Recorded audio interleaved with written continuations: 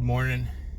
I've got a bit of a conversation that may go some twisty-turny ways, but I'll see if I can get through the whole thing and make some level of sense. The Epstein thing is bringing up a term, eugenics. It's bringing that term apparently the guy wanted to populate the world with his genes. He felt like he was investing in and owning a lot of, maybe not owning, he was investing in a lot of genetic research companies.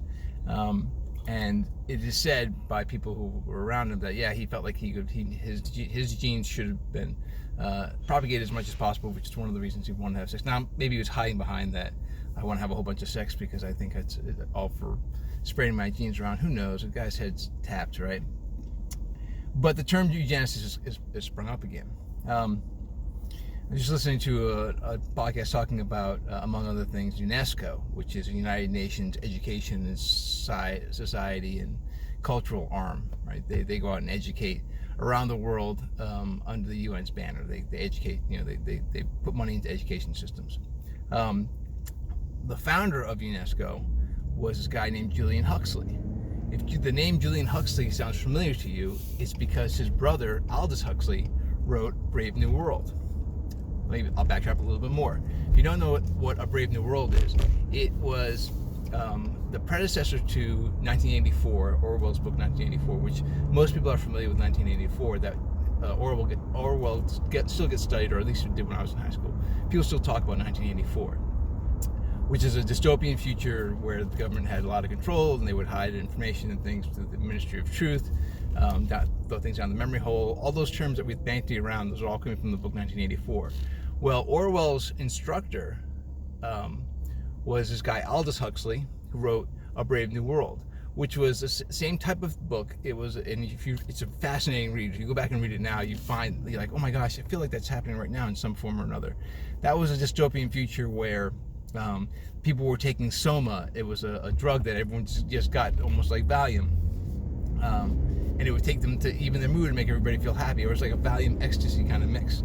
Among other things that were going on in A Brave New World, sex with kids was a normal thing, or the sexuality of kids was a normal thing. They ran around naked all the time, and all this crazy stuff.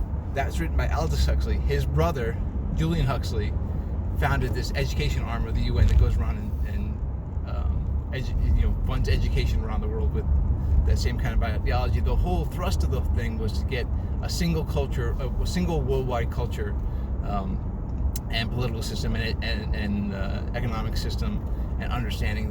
That's kind of the UN's, which forces you to take a look back at what we were told about what the UN was when we were kids. Like when we were kids, the UN was this thing that's supposed to bring peace to the world, because it gets all the countries to sit down at the same table and just talk things out, right? Instead of having wars. This is, after World War II, they felt like this was an important thing to have.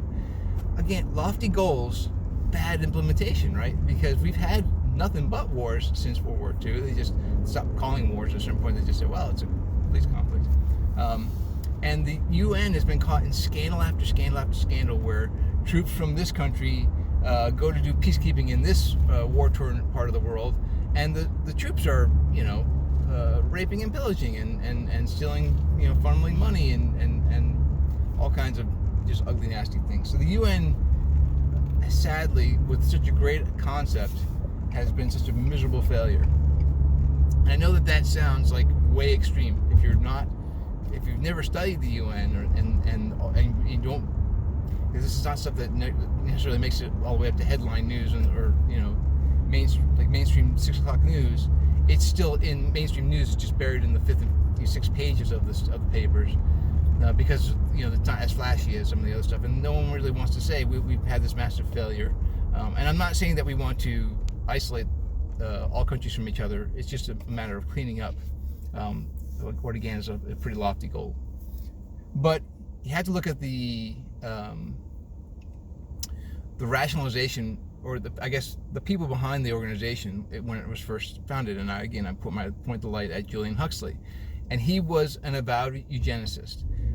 Again, eugenicist is this idea that you can manipulate genes to make a better human being, whether you're doing it through breeding. Like you'd say that people who breed dogs are in some way a small version of a eugenicist, but they're just breeding canines.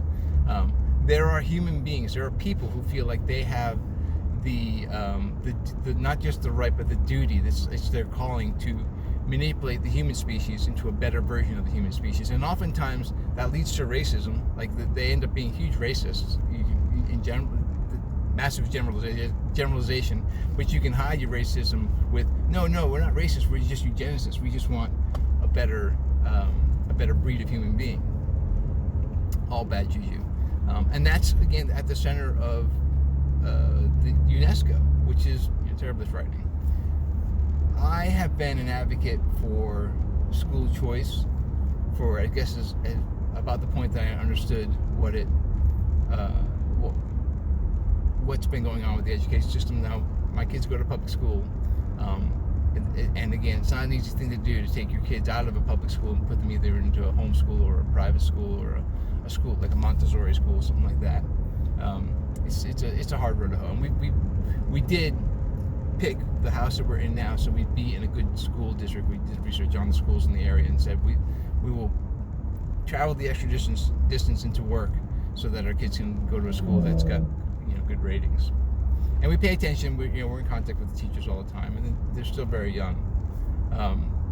But I have my eye out for when they start teaching the kids things that I'm like, nope, that's not what we believe in this house, because I feel like it's pretty easy to do when the parents are working two jobs and the kids are away from school. They get home, they get homework, they do their extracurricular, and like, when do you sit down to say, so what are they teaching you in school today?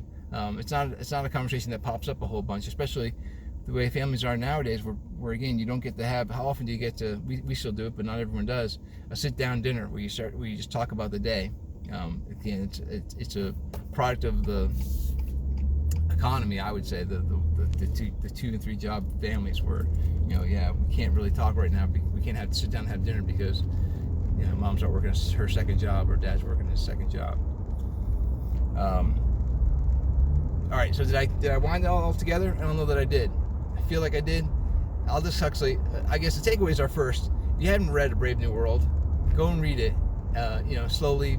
It'll take a couple of days, but it's such a great read. It's a well-written book, but it'll give you the heebie-jeebies when you realize, oh shoot, Soma is Prozac and or any other of the massive pharmaceuticals that we're getting fed every day. The majority of people are getting fed every day.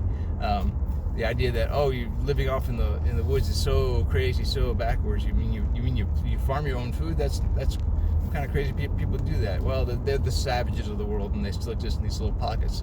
And I think that what was happening was the elite of that world were going in like tours to, just like in their little helicopter cars, to fly over these pockets of savages who lived on their own, off the grid in the woods. Really, they were just like rural communities.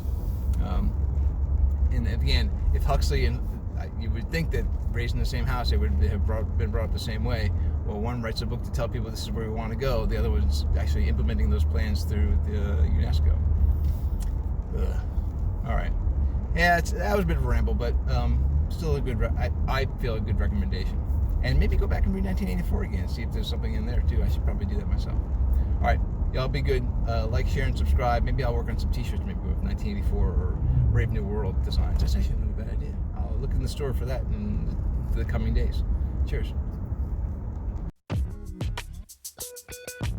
Earl's also a hero.